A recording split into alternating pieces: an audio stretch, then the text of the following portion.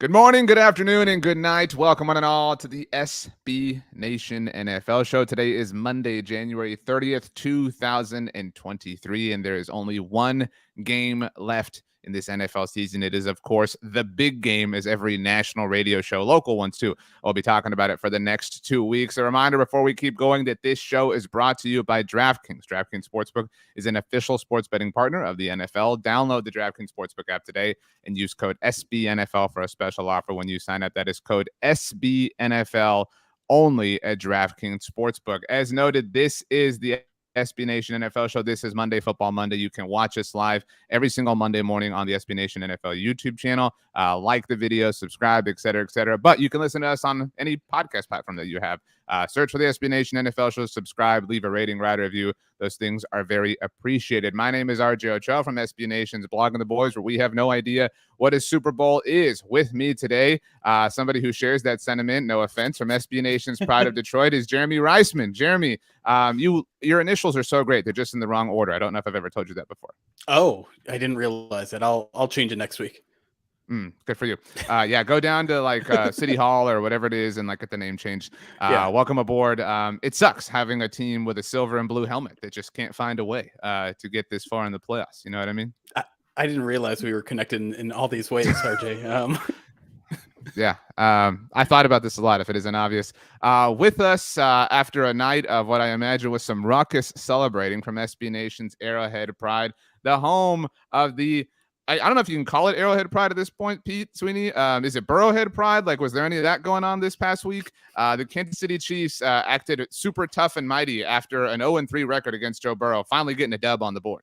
Yeah, well, I mean, for a team that didn't really say much leading into the game, and they beat the team that was saying a lot, I think that was fair for them to talk a little bit after getting it done, right?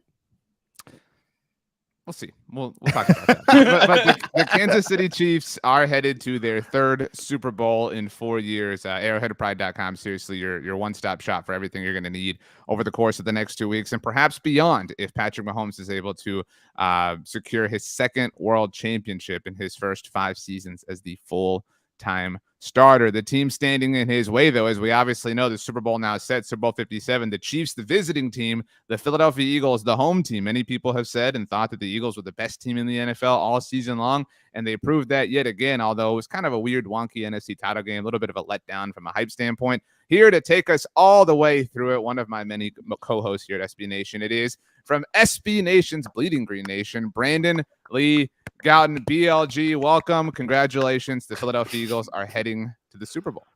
Once again, it's an exciting time, RJ. You wouldn't know anything about it. I'm not sorry RJ about comes that, in Jeremy. and is super nice, super self-deprecating, just so we're clear. And I am sorry about that for you. RJ Ochoa once recently called the Eagles the modern standard of success in the NFL. Wow. So there you go. It was just to be clear, that was with regards to the NFC and NFC East. Like it was like a message to Cowboys fans. Like, I mean, you host 5 straight AFC title games. I mean, you're kind of the standard if we're being honest as far as the league is concerned. Your words. Yeah, and don't forget he's also an honorary member of the Bills Mafia, which didn't even make it to the Jeremy, what questions do you have about the Eagles? Let's get this party started. I guess let's start with Jalen Hurts, because I feel like we haven't really seen a lot of Jalen Hurts in these first 2 playoff games, and in a lot of ways we haven't seen a lot of the Eagles, like, I think, full throttle, because they haven't really been tested too hard. But I guess going into the Super Bowl, how are you feeling about Jalen Hurts? Is he, first off, is he fully healthy from that shoulder injury as well? Because I still feel like we haven't really seen him test that, and just in general, I guess your confidence level in him going into the Super Bowl. Yeah, I mean, leading up to this NFC Championship game, Hurts was asked about how he was feeling. He said he has felt better. So that's not like great. He is 42 days as of yesterday removed from when that shoulder injury first happened. So you would think he's getting better with it, but clearly didn't look fully there against the 49ers. Now, obviously, their defense is good, but they were gettable deep down the field, allowing the most 50-plus plays passing in the NFL, and just their cornerback talent isn't like shut down. It's not like a shut down cornerback unit. So a little bit surprising he wasn't able to have more success in that regard. I almost wonder if he was overcompensating a little bit. He's overthrown AJ Brown on deep targets now in back-to-back weeks. He gets another 14 days to rest up that shoulder, so maybe that'll help him. I'm not really concerned about him because he did start out well against the Giants in the divisional round. He was like 7 of 7 to open that game for 89 yards, 2 touchdowns, 0 interceptions, and a perfect passer rating. So it's not like we haven't seen him play at a high level at all in the postseason. I do think, though, he needs to be a lot better than he was in the championship game in the Super Bowl because the margin for error is just not going to be as big. I guess what I'm wondering here, and I'm not trying to make fun of the Eagles here because you can't pick your schedule, but this has been a schedule full of rather weak teams. And even look at the playoffs with the Giants and then the 49ers down to their 4th string quarterback. Any concern that this is the first time in like 10 to 15 weeks that the Eagles may actually be playing a good team? I mean, I get where that's coming from. I think it's a little unfair from the standpoint that, I mean, everyone thought the Giants were impressive after beating the Vikings and upsetting them. And then the 49ers had won 12 straight or whatever. Like, these aren't like, total, like, and also Eagles earned the right to get a favorable path. They're the 1 seed. They earned a first round bye. They earned the right to play the lowest remaining seed in every round. And they're also the first team in NFL history to score 30-plus points while allowing fewer than 10 in back-to-back postseason games. And they're one of the only teams here in NFL history, the 5th team to win the divisional round of the playoffs and the conference championship round by at least 21 points in each game. And each of those 4 teams before them, there's the 1989 49ers, the 1988 49ers, the 1985 Bears, and the 1979 Steelers. They're all Super Bowl winners. So what they're doing, even if you're going to say they have these favorable opponents, is historic. They're not just like squeaking by these teams. No, they're smashing them, and that's I think that's a fair rebuttal too. They're not only again drawing them, which you're right, they did earn, but they're smashing them up, which they should be doing in this scenario. I think that's the story, Brandon. I mean, and like it's like you're saying, it's fair, but it's not like they're squeaking by, right? It's not like Brock Purdy's injured and the Eagles win this game like 20-13 or something like that. Like it does, you and I were slacking, like not to pull the curtain back too much, but like it didn't even feel like Sunday was like the Eagles' best effort. You know what I mean? And they still like waxed the Niners. Like I would say the last time I saw this team, flying at all cylinders myself was on Christmas Eve against the Cowboys. Like the team, not including Jalen Hurts. Like ever since then, it feels like there's been like something kind of missing. And so, if you have 2 weeks, like you have to imagine that kind of sets like this is the best possible situation. You're in the Super Bowl. You have 2 weeks to figure it out. I mean, my question though is, and we'll talk to Pete about this when you leave, you're facing like the god of the bye week and the god of like figuring it out over the course of the bye week. Like, is there any concern? Like, is this the team that you wanted to face the least? I guess the Chiefs, or like, how do you feel about the matchup as it pertains to the Eagles' advantages, disadvantages? Yeah, I mean, I would push back a little bit. I mean, they looked good last week in the divisional round. I don't think you can really pick too many bones. Just to say, like, they didn't need to play the whole game. That's all I mean. Like, it didn't require their full strength, full effort for 4 quarters because of how great they were. To your point. And then just real quickly too on like getting lucky, quote unquote, about quarterbacks like getting out of the championship. I mean, the Eagles made their luck in that regard. Like they hit the other quarterbacks a ton. They lead the league in sacks. Like they're injuring the quarterback. Like that's part of the game. Part of what they're really good at. So again, there's some level of like this is deserved. Kind of doing it legally. These aren't like cheap shots. They're they're just legal sacks. But and Hassan Reddick has been awesome, by the way. But I mean it's. There was no, to me, ideal opponent from a standpoint of Chiefs and Bengals, both really good teams. Joe Burrow against Jonathan Gannon kind of scared me a lot from the sense of I just feel like he could be very methodical and kind of pick apart that defense if they're going to sit back and play off him and kind of just dare them to beat him by going on these long drives. But I mean, it's Mahomes, and he's going to make some crazy plays. I feel like maybe like in the Eagles' best case scenario, maybe because he does that sometimes, there's a level of volatility there. But I mean, I'm not banking on that as something where like, the Eagles can, pick him off multiple times. The injury is something to watch. I know, Pete, you had coverage of that on Arrowhead Pride about how Mahomes was saying, he's not 100% by any means. He'll have the extra time to rest up. So we'll see how that does for him. Yeah. But maybe that kind of limits what he can do a little bit in terms of creating mobility, or at least in certain spots, or maybe it allows the Eagles pass rush to get to him a little bit more than they otherwise would have. But it's also, to your point, RJ, about the master of the buy. I mean, Andy Reid is not just one of the best coaches in the NFL. Like, if we're talking about all time, NFL head coach. And I think what he gives you as an advantage leading up to this matchup is, the preparation that he puts in. Now, the game management, at least from our time in Philly together, is something that can be a little bit more questionable at times. And that's something that Nick Sirianni was really good at this year, and especially in the championship game, as opposed to Kyle Shanahan, who did not really maximize in that regard. So it's a really tough opponent. I want to jump into the Eagles roster a little bit because they look like one of the most complete teams on paper. You mentioned the defensive front. You got a defensive backfield that includes Darius Slay and Bradbury, and then offensively speaking, they can beat you both ways. So, is this the most complete Eagles team you have witnessed? And what is maybe the one thing that you're concerned about the team going into the Super Bowl? Yeah, I mean, let's just say in like some kind of weird hypothetical world, or I guess like Madden, for example, if you had to put the 2022 Eagles up against the 2017 Eagles who won the Super Bowl, I think you're taking the 2022 Eagles when you look at the talent on this team. I mean, look, and I want to get into this with you, Pete, as we preview the Super Bowl, but just looking ahead to it, like, how many Chiefs starters are starting on the Eagles roster right now? I mean, you can pick some for sure, but I don't know the answer off the top of my head, but I think that's a fair question to raise. And I wonder what the answer to that question would be.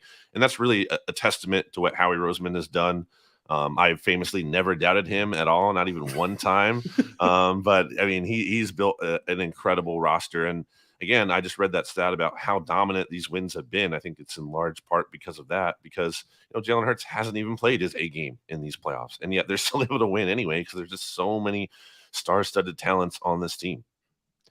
I guess as you look at this game and moving forward, and I guess as you look back, just how important has the run game been for Philadelphia, and is that type of game from the Sanders and the Gainwells of the world sustainable as you go into the Super Bowl? Yeah, I mean, part of the reason why I felt like the Eagles shouldn't just admit defeat on the run game going into the 49ers game, even though the 49ers were the best team in the league at stopping the run, at least in terms of opponent yards per rush attempt, was that I had seen the Eagles go up against the Saints' #1 run defense in 2020 and 2021, and they just had their way with those run defenses. It was like, it didn't matter how good they were. They just did their thing, and they out-executed them. Their offensive line is so good. Jeff Stoutland, the Eagles' offensive line coach / run game coordinator, comes up with a lot of different types of runs. It's not like the Eagles have this one bread and butter that they do. They do so many different things in the run game. And sure enough, they went up against a really tough 49ers defense and ran all over them, essentially. I mean, 4 touchdowns. It's the first time the 49ers allowed that all year. Like, they had unprecedented success against this San Francisco defense on the ground this season. So, I definitely think that's real. It all starts with the offensive line. And I don't know about Kenny Gainwell. Like, I don't know how sustainable that was, because he's kind of just become a whole new player somehow in the playoffs. This is almost like a Corey Clement playoff Kenny. Yeah, it's crazy. But yeah, I do believe in the run game as a whole as a legitimate weapon. Brandon, the Eagles are the home team in Super Bowl 57. If you were in charge, what uniform would they wear? By the way, thankfully, as the home team, their graphic will face into the matchup. That's always a good thing that didn't work out. 6 years ago, 5 years ago, whatever it was. Wait, what do you mean? When they played the Patriots, the Eagles were technically the visiting team. So like their logo was facing left and the Patriot was facing right. So you had them like facing away from one another. It works out here that the Chiefs logo is facing inward and the Eagles logo is facing inward. This is good analysis. Yeah, you may recall that the Eagles actually got to wear their home jerseys in that Super Bowl, because the Patriots went with the white, because at the time they were like, they were undefeated, or there's a lot of good records with the teams with the white jersey. I think they're going to go with the green, because they're the home team and they won a Super Bowl in it before, and they really should consider going with the black, because I think Sirianni only has lost 1 game with black pants, but I mean, that's not going to happen against the Cowboys. Yeah, but none with Hurts. Well, still Sirianni. That was your point. So you lose. Anyway, all right, Brandon Gowton. Everybody check out Bleeding Green Nation for the next 2 weeks as he and his team cover the Philadelphia Eagles heading to the Super Bowl. Brandon, you picking the Chiefs to win? It's not going to dignify that, the response. Looking forward to the next 2 weeks. BLG, be well. Enjoy your hummus. Thanks, guys. Pete Sweeney. Kansas City Chiefs are heading to the Super Bowl as well. 3rd time in 4 years. So before the floor is yours, I want to turn to Jeremy. How annoying is this, Jeremy? The Chiefs are back. It did kind of feel like America and the world was rooting against the Chiefs a little bit on Sunday afternoon. Yeah, but I'm almost a little bit with Pete that like the Bengals got annoying by the end of the week. Like they were talking their mouth a little too much, and as much as I like Joe Burrow as a player, and you know he can be fun as a person too. I thought they came in a little cocky for a team that hasn't even won a championship ever. Which I mean, same boat. I'm not trying to throw stones here, but it was just to me, and it's hard to hate Patrick Mahomes. I think, in my opinion, like he's a super likable guy and also an amazing person to watch. So. And maybe this just comes from my NFC background. I don't have a ton of animosity towards the Chiefs, but I reserve the right to change my mind once Pete starts talking. Very, very, very well said, Jeremy. All right, Yeah. Pete, the floor is yours. The Kansas City Chiefs are heading to the Super Bowl once again. It is their third Super Bowl appearance in the last 4 years. Obviously, all in the Patrick Mahomes era. I mean, they are rewriting. This is a cornerstone franchise of the NFL, and they are kind of rewriting their history. We talked about this when they won the AFC West, that they've won it 7 times with Andy Reid as their head coach. And they had won it 7 times total prior to that, obviously, era beginning in 2013. Your thoughts on the Chiefs, as you put it on Twitter, taking the AFC back on Sunday night? Yeah, I just think this was impressive to me because it was a complete team game. And I think, and now to be fair to Bengals fans who are pretty upset today about how the game was officiated. Oh, we'll get there. I'm talking about more about the lead up into the game more than the in game, because I'm about to say something that Bengals fans would roll their eyes about the in game. But the odds were really stacked up against the Chiefs heading into the game. I mean, you had Patrick Mahomes with a high ankle sprain. Suddenly, Travis Kelce pops up with a back injury there. If there's any 2 players on the Chiefs, not that you're rooting for injuries, but if there's any 2 players on the Chiefs that, okay, they're going to play, but they can be injured, you would pick those 2 players. Chris Jones had not been a guy that was finishing in the playoffs. Great regular season player, but had not been able to get home. This Bengals offensive line, to me, was beaten up, but they had largely had a good plan in games previous and were able to protect Joe Burrow. And you get into the game, and again with the injuries, you lose L'Jarius Sneed, your best cornerback. You lose Willie Gay, one of your better linebackers. You all of a sudden have 3 rookie cornerbacks playing.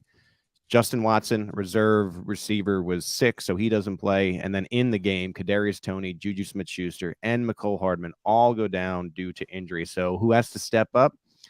Marquez Valdez-Scantling, and he does. And the punt returner, the rookie punt returner, Sky Moore, the second rounder, who had fumbled the ball in previous games at the beginning of the year when he was a punt returner and had to be replaced, became the punt returner because Kadarius got injured and had one of the bigger plays of the game. The kicker, who has struggled, had a huge kick at the end of this game, was able to come through.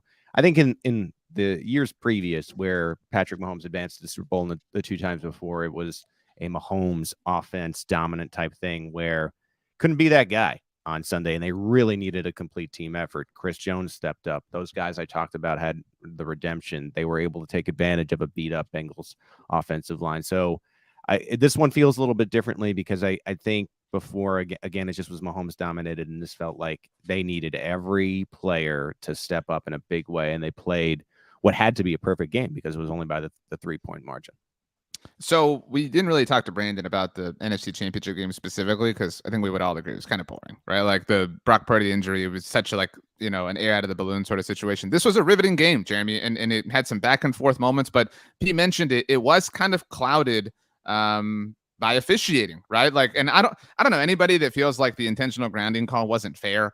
That I have no gripes with personally. The third down, I mean, is the thing that everyone's going to talk about. It really worked out, Jeremy, for the NFL that Kansas City wound up punting on that particular possession. But it's just a shame, like whether or not you believe like that this worked for the Chiefs or whatever. It's a shame that in one of the biggest moments of the season, we have this particular thing as a factor.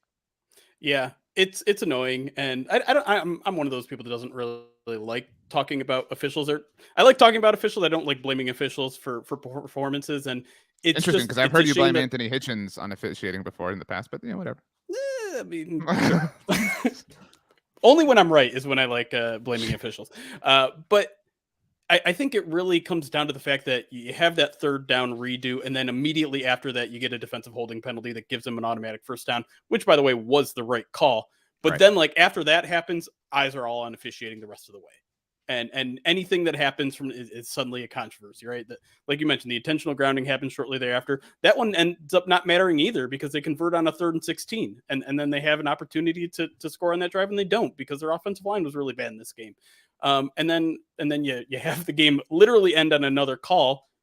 But anyone who's been watching football for the past 5 years, in which a league has been extremely careful in protecting their quarterbacks, is not going to argue with that call. Like that was. It was an unfortunate situation. No one wants to see the game end that way, but I think that was maybe the least controversial call we've seen all weekend. So I know Bengals fans are going to be frustrated. I've been in the same seat, and in fact, the Lions had a very similar thing where the third down redo thing happened. Like Lions got a third down stop. Apparently, the play was stopped by an official that no one saw. They had to redo it, and the Seahawks scored on the very next play.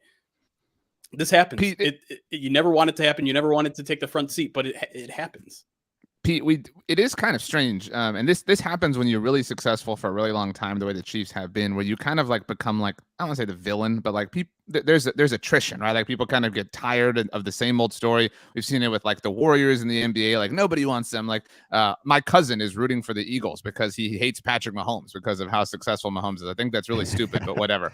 Yeah. So to that point, there was obviously after the Bills Bengals Monday night game, there was the coin toss and all that stuff, and everybody felt like the Chiefs kind of being given all these benefits of the doubt. So this happens, and it's just like another thing. Do you feel like the Chiefs are sort of internalizing that? And so it's kind of like, hey, fine, like we'll be the bad guys, we'll be the villains. We're just going to keep winning. I mean, they're going to their 3rd Super Bowl in 4 years. Like we do lose sight of the fact that they are elite. I find the phenomenon interesting. This is going to annoy you, but like this is the best quarterback ever through 5 years. There's no denying that anymore. Wow. And as soon as and they I start think making Hall of Fame levels for the first 5 years, then and I think if Patrick Mahomes decided to retire today, he would be in the Hall of Fame. Anyway, I think we were dealing with the Michael Jordan, hard to root for the Chiefs. The Michael Jordan of the NFL. And I think back in the day, people got behind a guy like that. People got behind a Michael Jordan. You had Bulls fans all over the country. Whereas I think today it's more of a fatigue thing. And everyone is always like, well, Joe Burrow, we finally got that Brady Manning thing. You know how many times I've heard the Brady to Mahomes' Manning already? 3. Lamar Jackson was that guy. Nope, it kind of fell off. Well, Burrow beat him in a title game. Like we can't pretend that didn't happen. Like if there is an adversary, it is Burrow. Like that yesterday's win doesn't undo that. I would tell you that I feel like one of these AFC contenders needs to win a ring first before we consider them. Josh Allen was the next guy. Now people have extreme doubts about Josh Allen. That was supposed to be the new Brady Manning. Joe Burrow, he won 1 game last year and then lost in the Super Bowl. And now Patrick Mahomes was able to get that. And he was the only quarterback, and this was the only team out there that had the Chiefs number. And now that has been eradicated. And now, again, this is going to be the most annoying line that you're going to hear all day. The Chiefs are 1 win away from a dynasty. They've been to 5 straight AFC title games, hosted 5 in a row. They got the 1 title.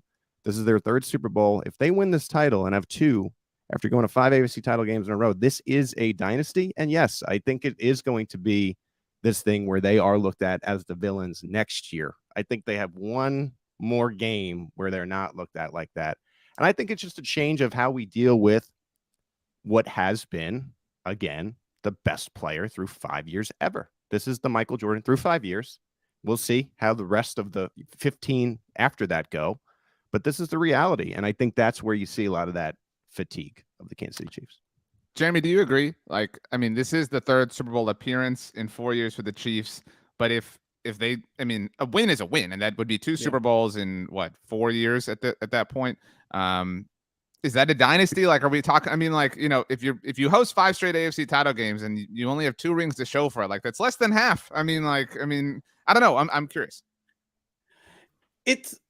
It's tough because we're talking single elimination playoffs, right? A dynasty in the NFL looks different than a dynasty in the NBA. It looks different than a dynasty in every other sport. And the NFL prides itself on being about parity, right? You got 22 guys starting on your team versus 5 in the NBA, five in the NHL, whatever, and 9 in the MLB. So In order to have a dynasty in the NFL, I don't think it necessarily requires, back to back to back to back. I think if you're just getting to the game 3 out of 4 years, like that's at least the very startings of what I would consider a dynasty. And I think that's probably why it's maybe viewed as more like villainous in the NFL, is because we're promised parity in the NFL, because it's not supposed to be easy to get there, especially not on a rookie quarterback contract anymore. That's the ultimate cheat code. And now the Chiefs don't have that anymore.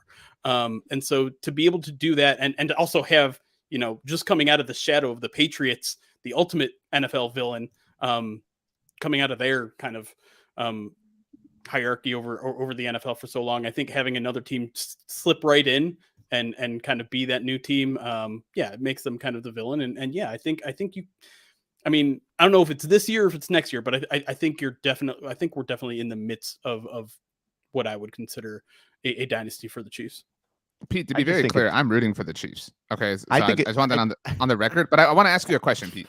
If the Chiefs lose this Super Bowl, what, like, who is it on? Like, because it has to happen. There has to be somebody. Yeah. If you host 5 straight AFC title games and you have and you go to 3 Super Bowls and you have one banner to show for it, there's somebody that has to be held responsible for that. I think the biggest person who's going to be looked at before and after the game, no matter how it goes, is Andy Reid. This is, I don't know how I'm going to enjoy it, but I think maybe to an extent the rest of the football watching country may be annoyed with how often Andy Reid is mentioned and celebrated these next 2 weeks because of the fact that he's the only guy to ever really do something like this. Bill Belichick's the greatest coach of all time.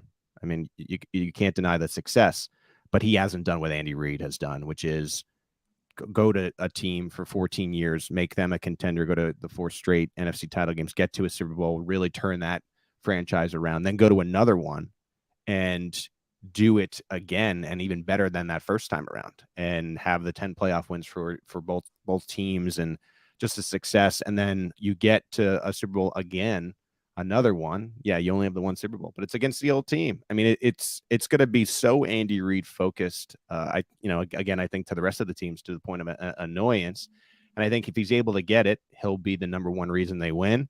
And I think if they lose the game, and I think Brandon had a very intriguing point where he mentioned that thing about the starters. I think on paper, the Eagles are probably more talented, but I think Andy Reid will be looked at, well, this is the guy that was supposed to be really good after the bye. This is the guy now who has been in all of these Super Bowls, and he only has one to show for it, while he has the guy I just talked about, who I consider still the best player in the game, and there's going to be a 2-time MVP in a couple of weeks here. So yeah, I think it's very Andy Reid focused, and I think he knows that and is going to welcome it.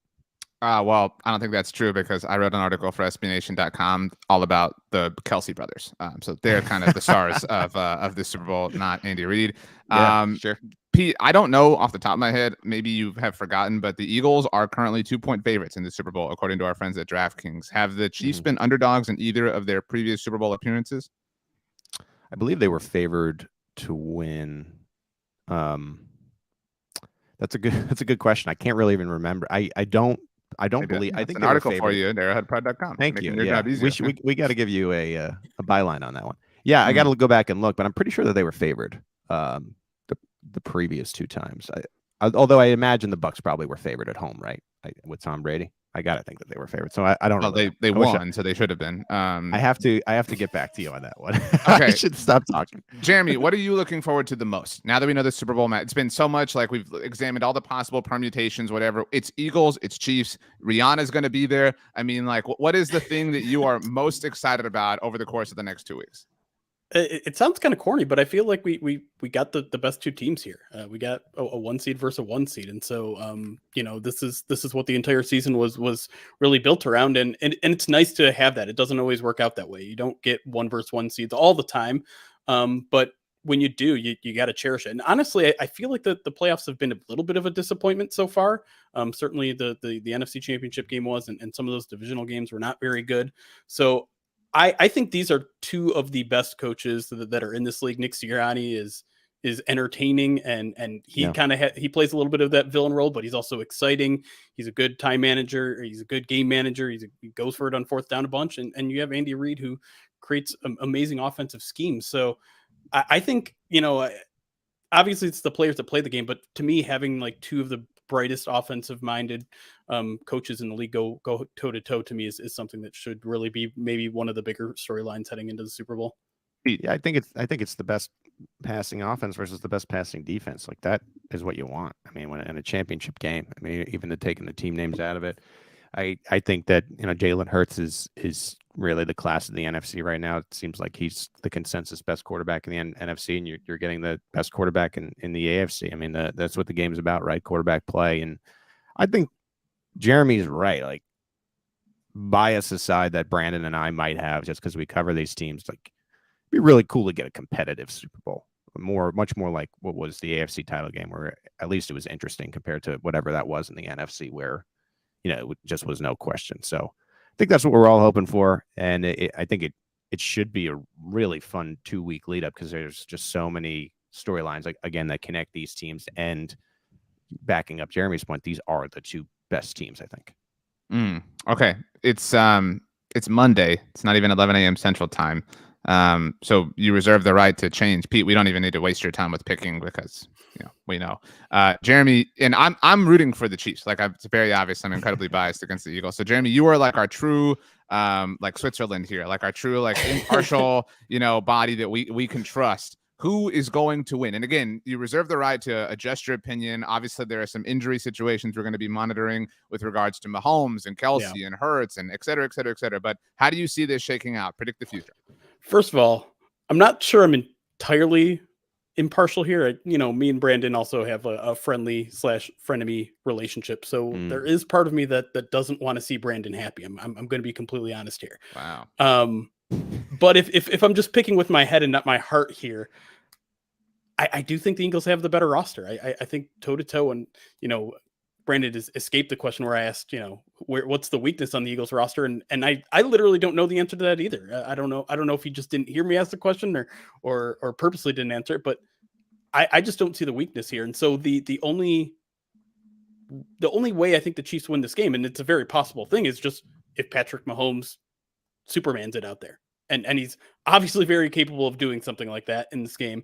And I think the 2 weeks, honestly, I thought he looked pretty healthy in the first half. Like, he didn't seem like he was that effective in the first half of the AFC Championship game. And then as the game wore on, like, you were like, oh, okay, this guy's not there. He had one play where I believe it was a third down and roll out to the left in the sideline where he was a little skippy after it. Yeah. But, you know, I know this is always the case. I'll tell you, RJ, if this game was next week without a bye week, it'd be hard not to pick the Eagles. The Chiefs badly need this 14-day break because of all the injuries that piled up in the. Well, and you've got the Andy Reid bye, you know, stuff too. I mean, that's a factor. Besides the natural, like, health that comes with the rest.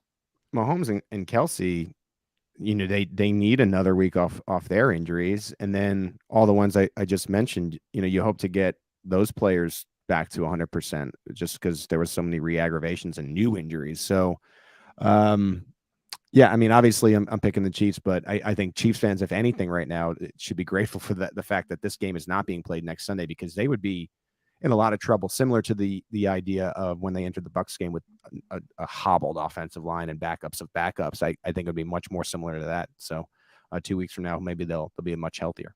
I know I've looked a little bit busy for the two of you. I'm sure there's some things happening with the Dallas Cowboys. Look, I wear a lot of hats around here, so I'm taking care of it. Pete, I know you should enjoy this the Super Bowl trip for the Chiefs, because Kellen Moore is apparently the new offensive coordinator for the Chargers. So I believe next year is the year that the Chargers are taking down the Chiefs very clearly. Yeah, no, I can't wait for those Chargers AFC West predictions that happen every year, no matter what. And as you mentioned, I am gearing up for this 19-hour drive from Missouri to Arizona. So if you have any snack recommendations, I'm happy to take them. Jeremy, you and I have never spoken about Kellen Moore, despite the fact that he began his NFL career with the Detroit Lions. Are you happy for him? Do you want him to take down the Chiefs? I think maybe I'm not a big Chargers fan, and I don't know if there are any big Chargers fans truly out there. But I am happy for them to be rid of their former offensive coordinator, who also has Lions ties, in Joe Lombardi.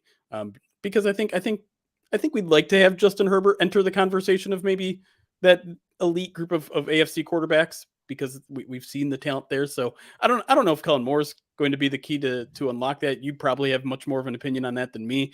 But I mean, his stock was so high entering this season, and the offense was starting to look good in Dallas for a while there until I don't know. Is it fair that everyone just seems to have trashed Kellen Moore's name just because of that lateral play or whatever that last play in the divisional round was?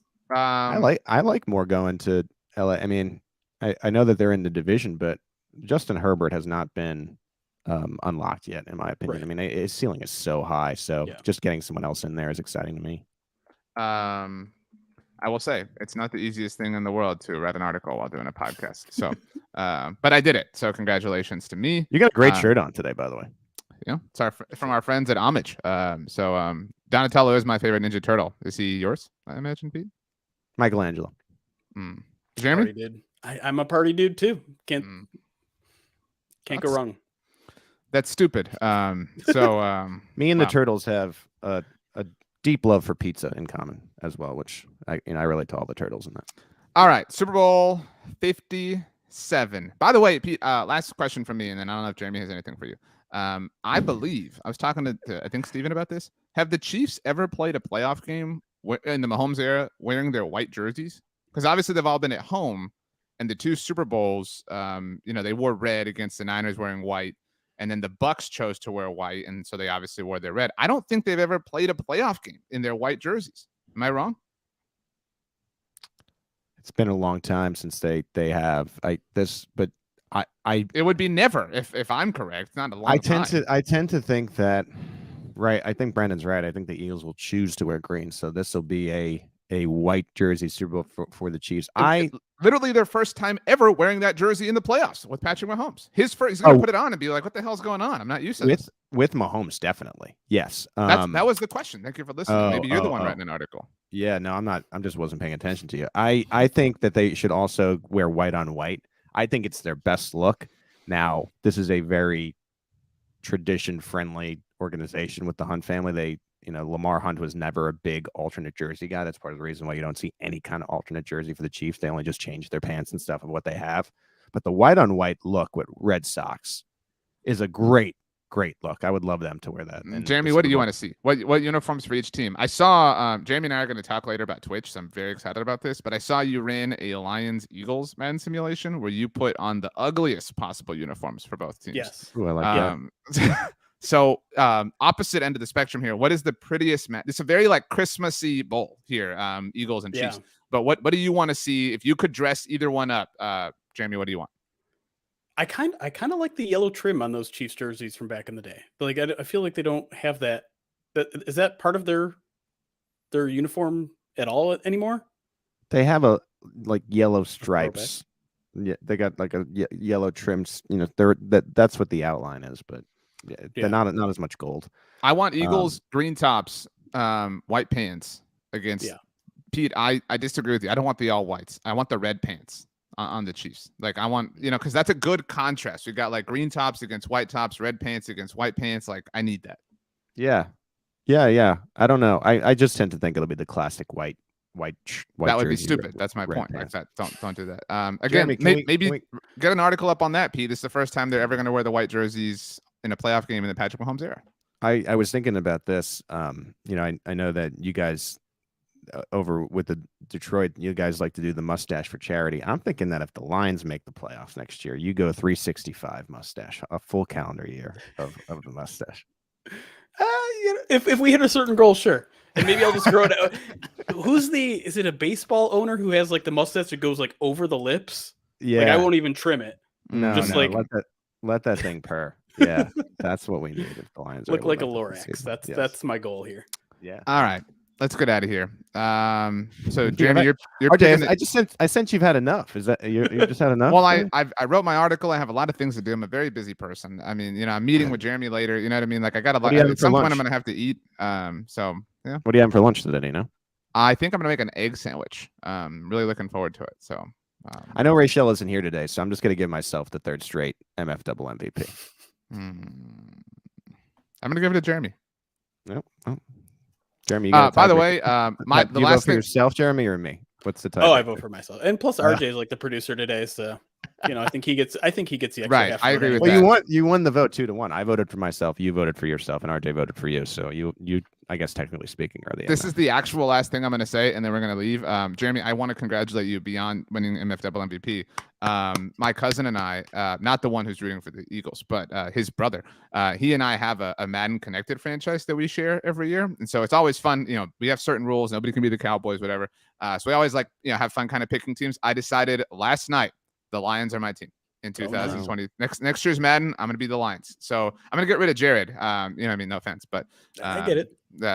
So that's just kind of where we're at. But If you want Kellen Moore, you're gonna have to be the Chargers. Okay. Plus I understand being sick of mid-tier quarterbacks as a Cowboys fan. So. Yeah. So again, I was super complimentary and self-deprecating this whole episode, and everybody was mean to me. Just to be very clear, what's happening around here. And you guys are wondering, why do you want to leave, RJ? So okay, let's get out of here. Pete, the final word belongs to you. Make a noise, sing a song, whatever you want. Make it great. No, I just want to say happy Monday to all the NFL fans out there. Right, 2 teams left. Let's party.